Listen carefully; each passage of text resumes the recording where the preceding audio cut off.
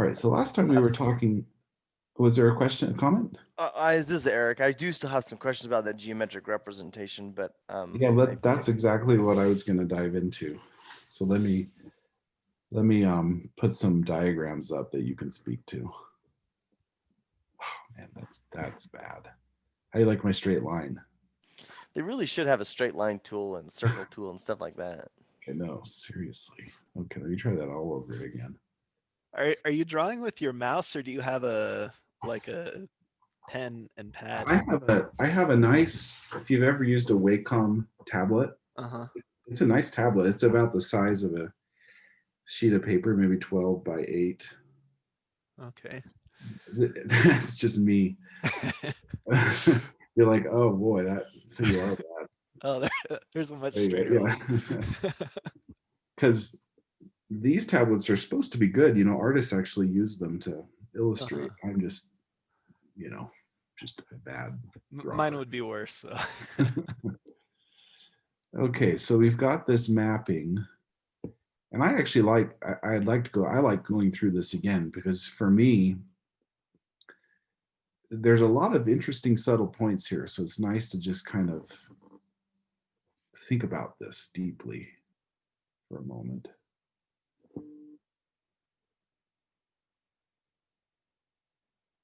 Yeah, so, okay, let's say now we have some elements, let's say. That's 1, 2, 3, 4. 1, 2, 4. Let's go ahead and put a C1 quadratic B-spline basis on here.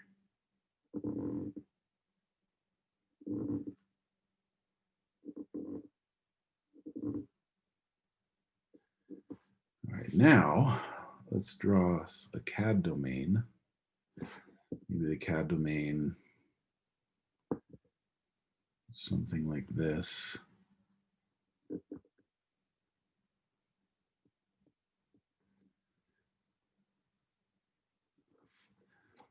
And then we can imagine that there's some mapping that is bringing in our parametric CAD domain, but we're going to leave this guy unspecified.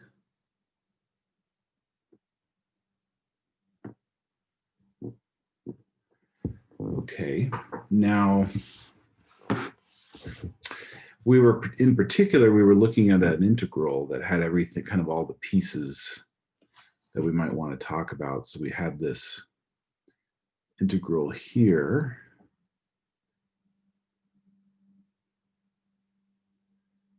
Where we've got indicator function. And then we had N A F hat, comma X E A, and B F hat.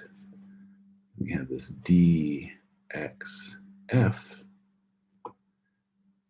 DXC, DXC. So this is the strain energy. Basically, it's the virtual work done by the strain energy with respect to two of the basis functions. Our basis functions are down here. These are our flex guys. These are our elements. And so we map an element into an element. Okay, so Eric, why don't you ask some questions to get us going here? Okay, so when we're talking about XF, it's understood that it's capturing that domain space that's XC, which we don't really have specified. But at the same time, that domain that's right there, it is it's hard to visualize in 1D when the problem really resides in a 2D plus kind of domain. 1D is fairly simplistic. Should we create a little mock-up in 2D? Yeah, maybe just do like a half arc or something like that. Something that's not complicated, but it has specific geometry that Okay, let's is- say, oh, let me.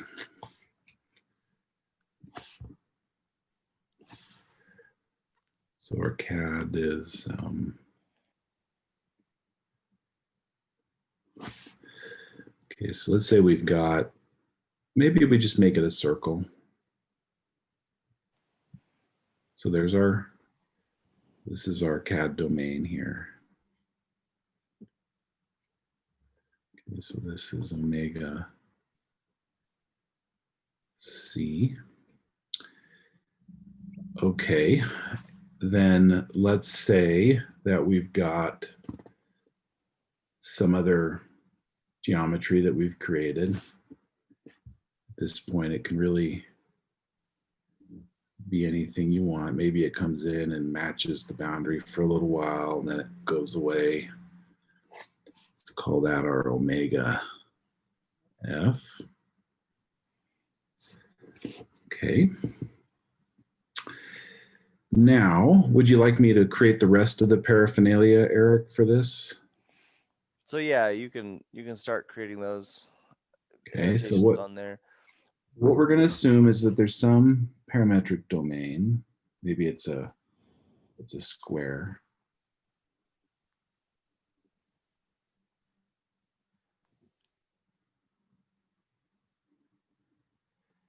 This is going to be our omega hat F.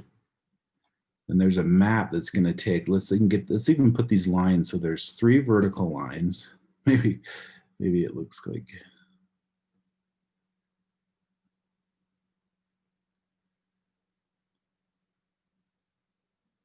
so maybe those are the 3 vertical lines, and then we've got 3 horizontal lines that come through like that. Okay. And then this is our mapping.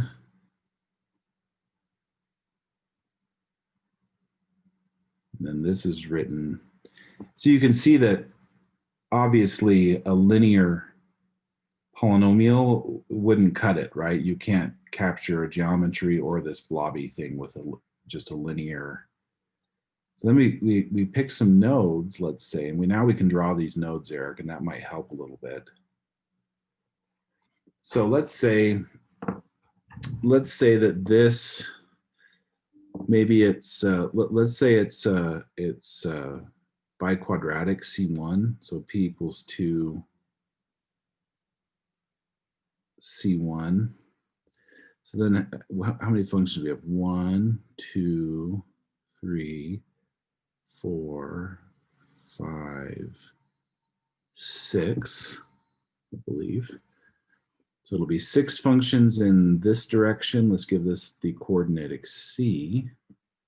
Maybe in this direction it's eta. Those are our coordinates. So there's 36 functions. So there's going to be 36.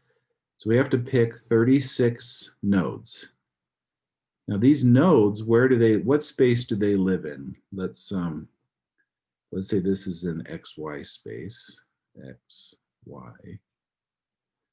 So these nodes here, these XAFs, are they in the xc eta coordinate system, or are they written in the XY coordinate system?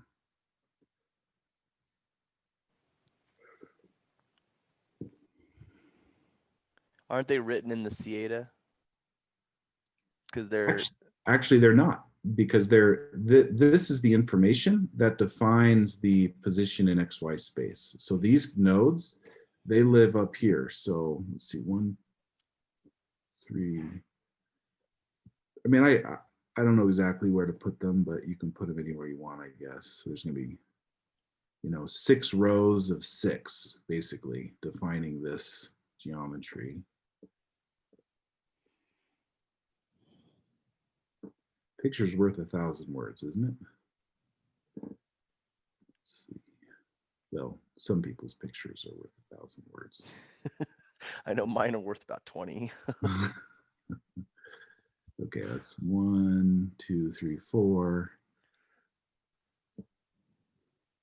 And this is not obviously meant to be representative of anything real here. I'm just,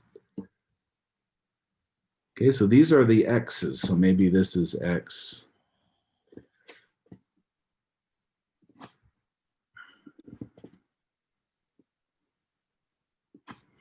Maybe this is x1 f here, and then x2 f, and so on, right? So you take these points that are, so this is R2, right?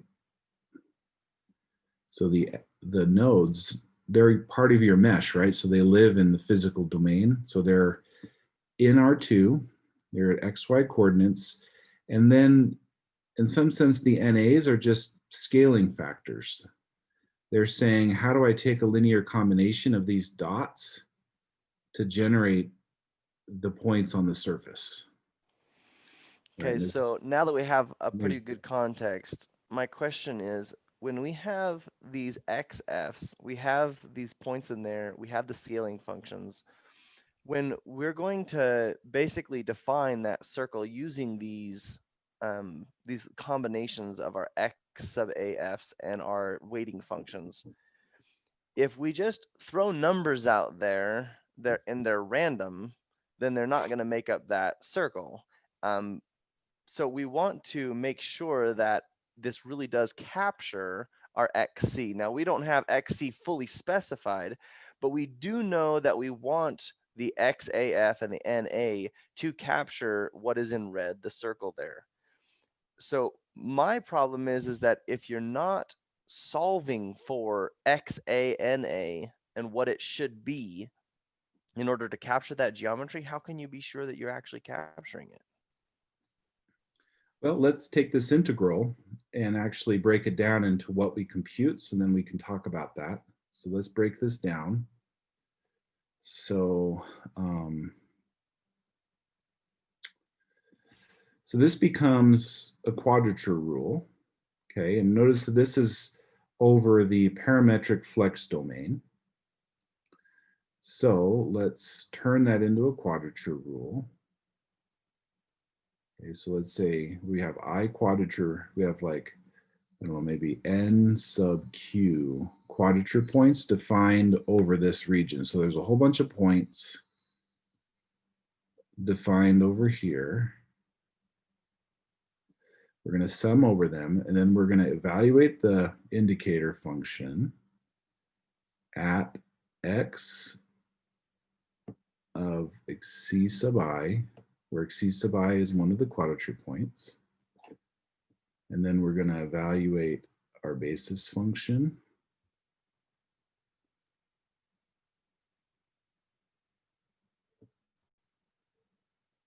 X. We have these constant material geometry parameters.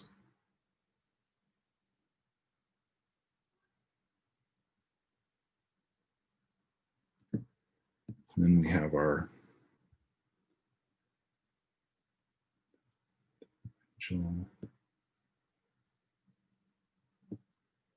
times the weight. Okay, so that's actually what we evaluate. So let's just go through what this means. Okay, so we take a point. Let's say we're on a point here. We take this point, we map it through this guy into this black surface. And then we ask the question through the indicator function, am I inside the cat or outside? Okay, so let's say that we take a point here, maybe, and it maps maybe to like right here. Okay. So if that's your point, then the answer is yes, right? So then this evaluates to a 1, and then we have to evaluate the rest of the interval. So now what we're going to do is we're going to evaluate what these basis functions, but only over, now we know we're inside the geometry. So we're going to evaluate these basis functions inside the geometry, which is the same thing we do with standard finite elements, right? We construct a geometry and a basis over that geometry, and we evaluate the basis. Same thing, these basis functions, right? they're supported inside the geometry and outside, but we don't care about what happens outside. So we're just going to evaluate them on the inside. And then this change of coordinates function really, so it's kind of like saying that we're representing a circle. Maybe we can even take this and let's do a little blow up here. So we have our circle. We don't know, like if I was to say, take a scribe and scribe the iso parameter lines on the circle, we actually couldn't do it, right? Well, this is a good way to describe that. Okay, let's make sure we're clear on this. When I say an iso parameter line, can somebody define for me what that means? You just fix one of your coordinates in parametric space. Yeah, so you fix one of the coordinates in the parametric space and see what happens when that line is mapped into physical space. Can we sketch any iso parameter lines onto this circle?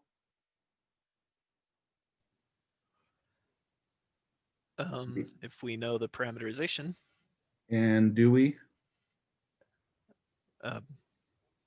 Yeah. We don't. Yeah, we don't know it. So I have a circle in physical space, but I couldn't, for example, do this. I don't know what the iso parameter lines are because I don't even know what the parametric domain was that defined the circle. I don't know what kind of a function mapped the parametric domain into the circle. So I can't scribe any iso parameter lines through, yeah, this is a good way to describe this. Okay. So we have this, x sub c. I don't know this guy, so I can't put any mesh lines on this because I don't know what the isoparameter domain was. Okay, now let's take a look at what we're doing over here. Okay, let's look at what happens with x sub f. Okay, I do know x sub f. So x sub f is coming in here, and it's taking this black thing and mapping it onto the circle. So let's draw these black lines. Let's see if I can recreate. Let's take this line, kind of looks like this. And then what do we have? We have another one up here that's kind of a funky looking one that goes like that. And then we've got that and that. Okay, and then what that's doing is it's taking this square and we're chopping out some piece of it, right? That has constant, see this one has a constant, this is a good description. Ryan, this must be making you feel good inside. It's like your PhD dissertation. Yeah. I keep losing the window here.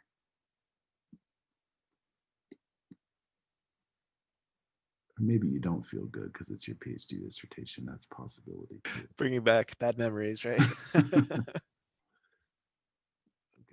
I gotta make this window bigger, but it's Zoom's not. There we go. Okay. Okay, so this circle is this blobby thing in the flex domain. And then when we map that through, we get this parametrization of the circle. So do you see how what we've done is we've basically glued an independent parametrization onto the circle in physical coordinates through x sub f. Yes.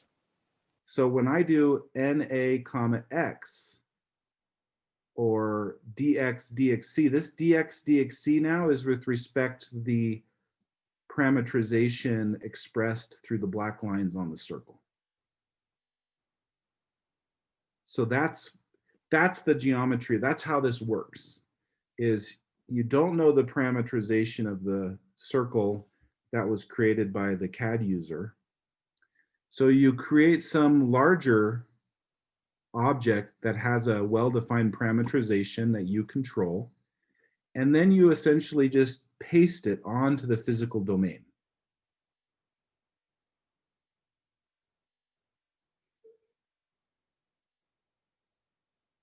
So that's how this, that's what this, and then this, what this integral does is basically what it's doing is it's saying, I'm gonna, then there's like, let's say there's some, let me zoom this. I really like this. So is Chris Wetton on? Yeah, I am. What do you need? I want this to be an example in the notes eventually. Because this is a nice way to describe what's going on. So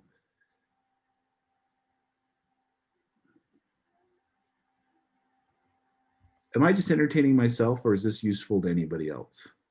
This is useful. I do have a question coming up, so I'm gonna wait for just a moment for you to get this back on there, but then I have a question.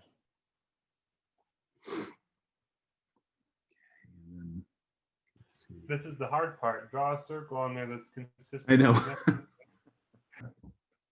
I was just thinking, okay, I know there's a corner here. That corresponds to this point. Okay. And then it looks like it kind of chops off that there. Maybe comes up, chops off that corner. And comes across pretty straight there.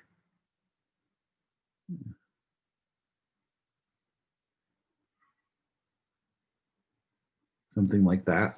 Nicely done. Yeah. Yeah, that's pretty good.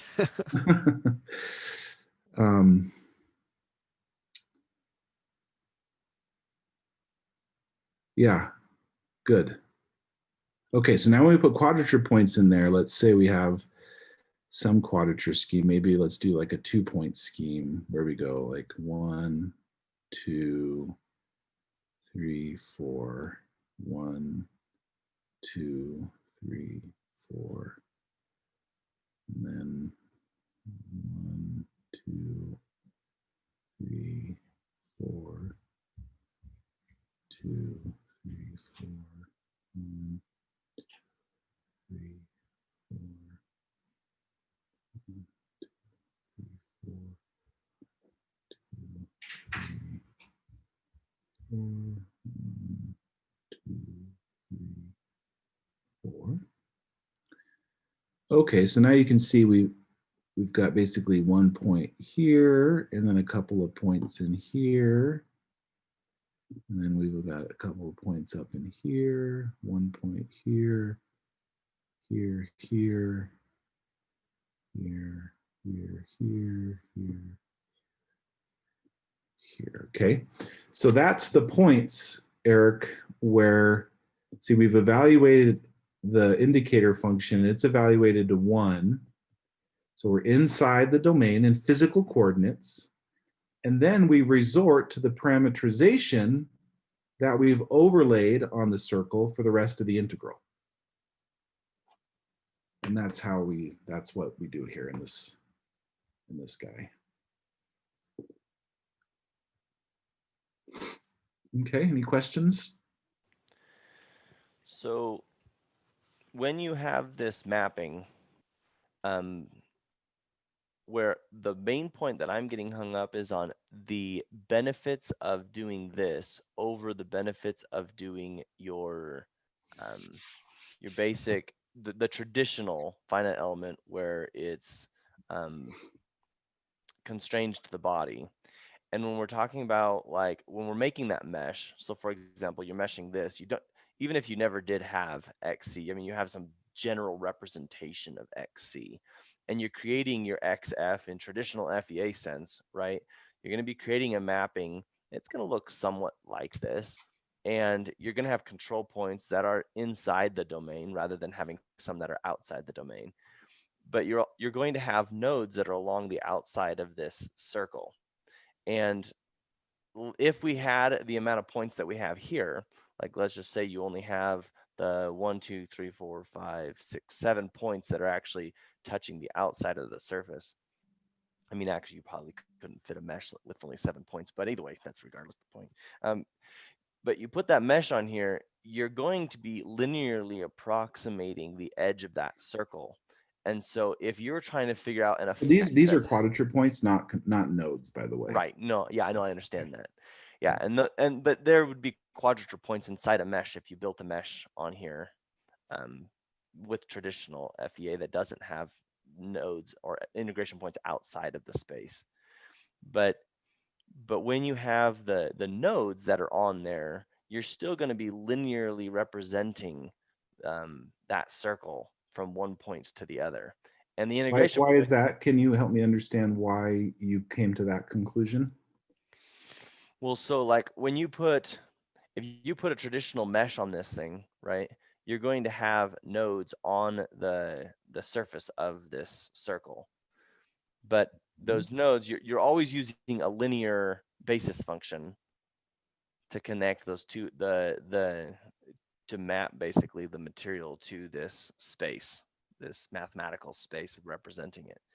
And so you have, there's part of the material that's not even being represented by the XF, even though it does reside in XC. And so that representation has like, it's not as accurate, but somehow we're saying that this methodology captures that curvature.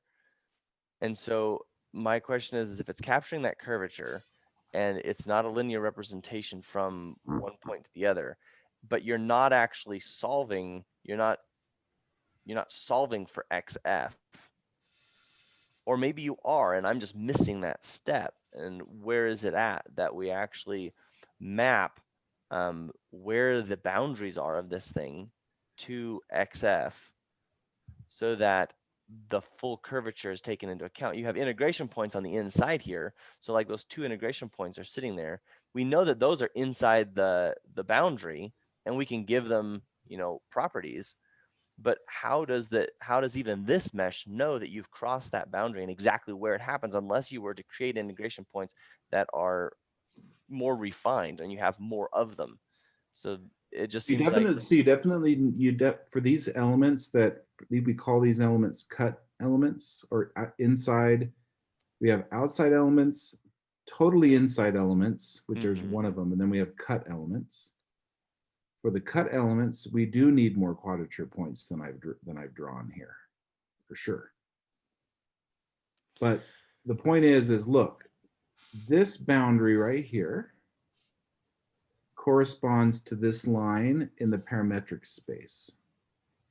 So the question is how is this line mapped through this function onto this line? There may be an approximation. Maybe this space down here can't represent an exact circular arc. So even within this space, there will be some approximation. But the point is that this is already what's done in finite elements. In fact, let me draw another picture where I can show you that the situation that you just described is let me show you how the flex method and traditional FEA are the same. Would that be helpful? If I could jump in real quick here, I think part of the answer, Eric, is that like in either method, you're accumulating error along the boundary. The difference is that in traditional finite elements, you try to control that with mesh resolution, whereas in the flex method here, you're going to control that with the number of quadrature points when you integrate. Yeah, and the mapping itself, right? So if this mapping is fundamentally deficient, that will be an error, or it might be an error just because you don't have enough quadrature points. I am seeing it now. Okay, thank you. That what you just said made sense. Mike, can I ask a question about your quadrature? Sure. So when you do things like octree refinement to get those shapes in there more accurately, what kind of numerical instabilities does that create? It doesn't create any, it doesn't make your method unstable. It's just about controlling error. but it doesn't cause the method to blow up or anything like that. Well, so suppose you have a situation where you're using your quadrature in a way that you want to reduce locking, and now you start doing this refinement. Is that going to affect the locking response? Yeah, the only way that you become unstable due to quadrature is if you have very few quadrature points. A lot of quadrature points makes you more stable, not less. So if you're looking at locking, what you're going to be doing is reducing the number of quadrature points, and then you can have so few quadrature points that you don't see very much of the functions you're trying to integrate. And then you can get, like, for example, singular stiffness matrices. But in the case where we're trying to capture, for example, this cut cell, and we're adding more points, like maybe we add a whole bunch of points, that's not going to make us unstable. Yeah, maybe unstable wasn't the right word. I was thinking of locking, for example, where if you have precise integration, you tend to lock, right? Yeah, so it's a balance. Same in this method. I mean, there will be a balance between how we accomplish the right number of points versus locking. So is it possible that you have an instance where you have reduced integration so it won't lock, but then you do octree refinement to get a specific geometry, and then it begins to lock because of your refinement? That's very possible. So how do you handle that? Well, we have to come up with schemes that balance those considerations.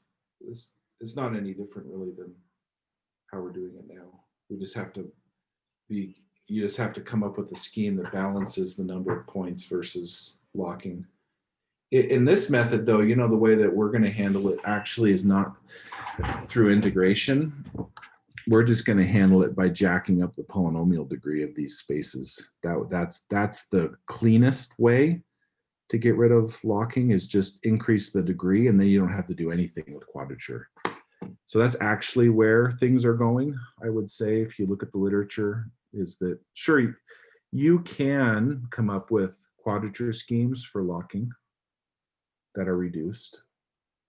But the cleanest and most universally applicable is just simply jack up the degree of x sub f. That's the simplest thing to do. And then it becomes quadrature independent. And then my question resurfaces. So with the quadrature points, I mean, I understand you increase your number of quadrature points, and when you're sampling to find out if it's in the domain or out of the domain, then your indicator function that says this is in the domain, this is out of the domain, you become more and more accurate. But if you up the polynomial degree of xf, and then you're trying to map that surface with that increased polynomial degree, but you never, I mean, I guess maybe my mind's just not understanding the math behind the scenes, and I'm sure that's what it is. But if you're never basically defining that polynomial degree by solving for what it should be and what the coefficients of those polynomials should be based on the curve that you're trying to fit it to, then how do you know what those coefficients should be for your higher order polynomial? You just pick a degree. You're not like picking the degree to exactly represent the geometry, because you induce an error through quadrature no matter what you do. So you're picking the degree more based on the level of approximation or the accuracy of the approximation that you want to achieve. So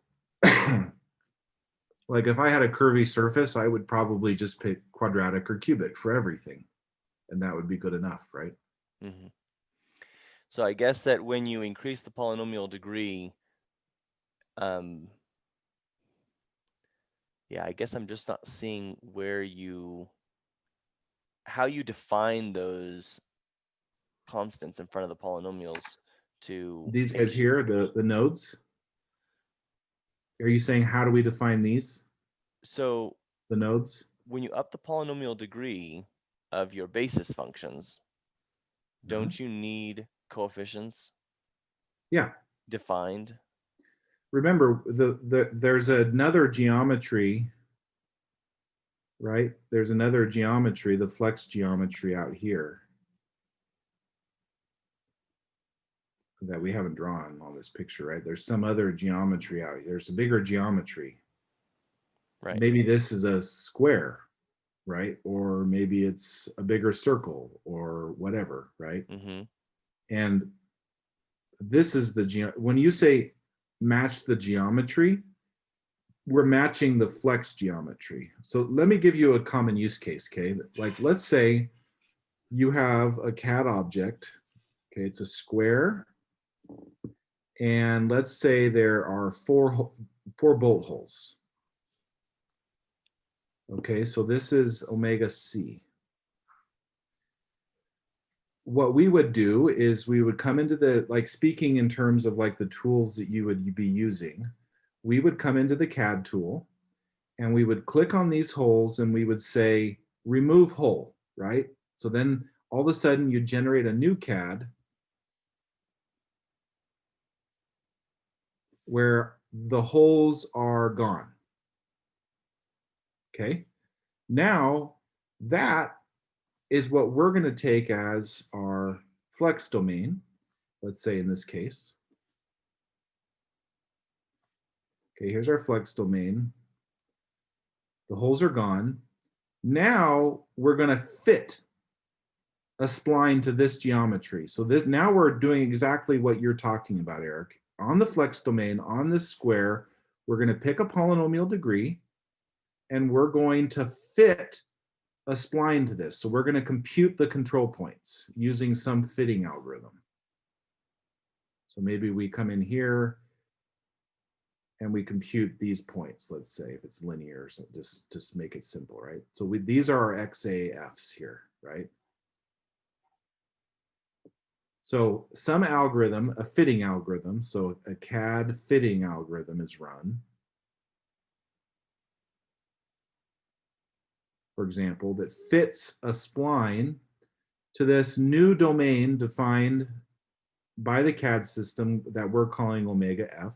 And the CAD fitting algorithm spits out the control points. Okay. And then what we do is we go ahead and we put the features back into the CAD. Okay, let's put these features now back into the CAD.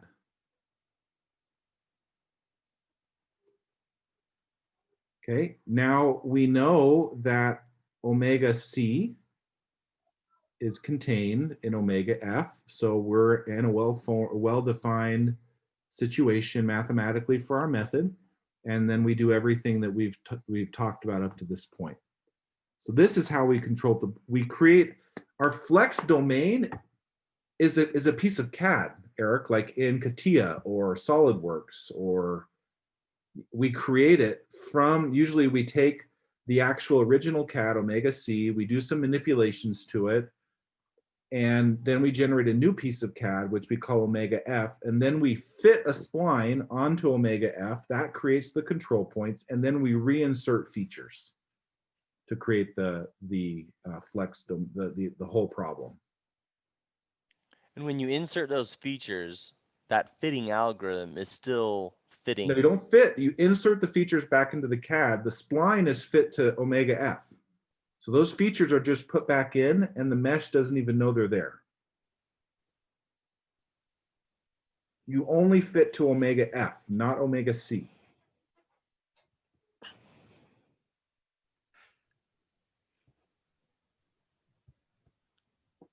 Then you just use the indicator function Yeah, to tell yeah. if you're inside the. Yeah, because any BREP, you know, whether you're using any kind of ASIS or Parasolid or whatever, they all have inside-outside tests that you can run. Very robust, very efficient. And so literally the reason this is so different than any other immersed scheme that's ever been proposed is because literally we use a CAD system to create omega F. It's not just a box. I mean, it can be a box because you can create a box in a CAD system, but it can be, I mean, you could have a very complicated object, you know, that has a lot of features. You just suppress those features and then fit a U-spline or another kind of spline to it and then reinsert features. Mike, just a clarification though. You aren't necessarily using the trimmed B-spline directly, are you?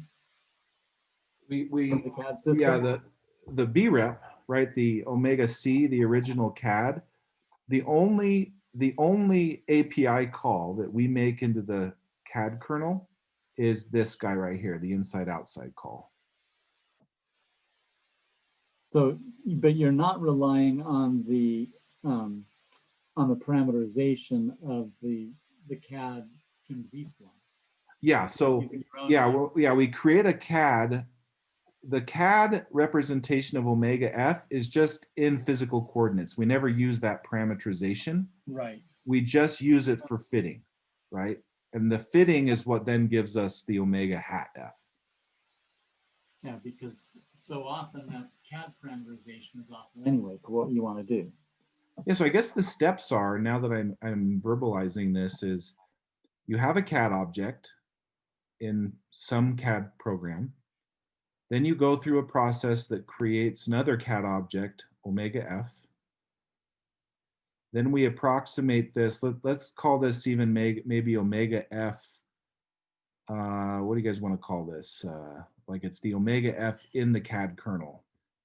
So, oh man, maybe we'll call this F bar. Then we do a fitting algorithm to create our real Omega F, right? And this approximation doesn't matter because mathematically the only thing we require is that Omega C be inside of Omega F.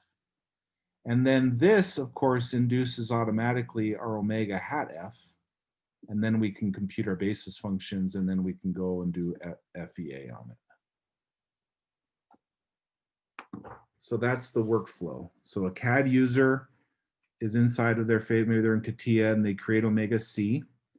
And then without ever leaving their CAD program, they create this Omega F hat. And then they use like our software, for example, to create our U-spline approximation to Omega F hat. And then once we have Omega F, we can just throw this away. We no longer need it. The only requirement is that Omega C be inside of Omega F. And then we do a CAD fitting operation, and then we run the FEA. And then we're also devising term capabilities where you don't have to do CAD fitting. You can actually create the geometry natively in the context of some spline that we can use. But for, in general, you do a fitting operation. So this right here is fitting. And to Eric's question, it's this algorithm that produces these guys.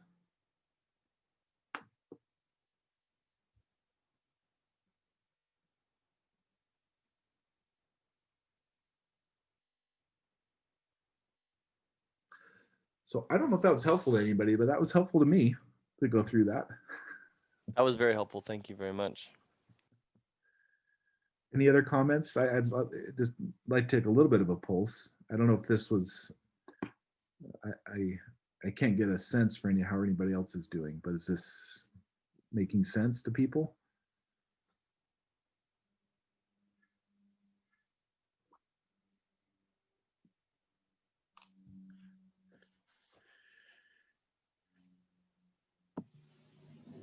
It was helpful for me. Thanks, Carl. Okay. Well, good. I'm glad that I was able to at least help 2 people today. Yeah. Great. And so this is really this is the foundation of the method. As I said before, it's this thing right here is really the enabling piece. And so this thing is the enabling piece and its connection to real CAD, right? Like real CAD kernels in the context of what we would call a BREP representation, which is what's inside of the CAD kernels. This is the piece that's missing from every other immersed technique. And it's really the piece that makes it, because you can see it. Just as a closing point, notice that if you have control over how you create this flex domain, then you have control over how these lines look. Like if everything that you, if everything was a box, you know, like if all you could do was boxes, then you can get parameterizations that are really not suitable for the underlying object, right? Because you have this like really rigid topological requirement on the isoparameter lines. And so that's, but if you can kind of bend the flex domain to capture the bulk geometric characteristics, then the power of splines really begins to shine, and it kind of covers up any other errors that you might induce in the method.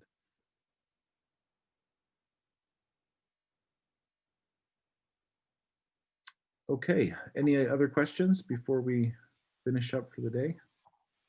I have a small question. Okay, yep. So you're talking about bending the parametric domain. So you started out with a regular grid, like on the lower left-hand side here, but you don't necessarily have to start with a regular grid, right? I mean, No, you splines, like in the advanced spline discretizations that we have, they can be completely unstructured. This parametric representation is completely unstructured and it's completely local. And that's why we can capture, that's why we can create like actual complicated flex CAD inside of a CAD kernel and then turn it into splines. Is because it's not structured.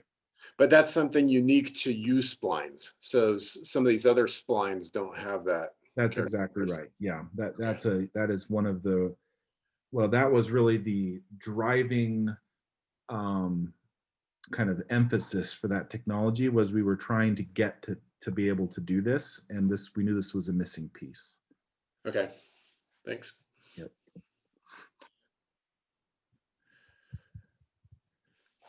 Okay, so Chris and Kaylin, can you guys hang around for a bit?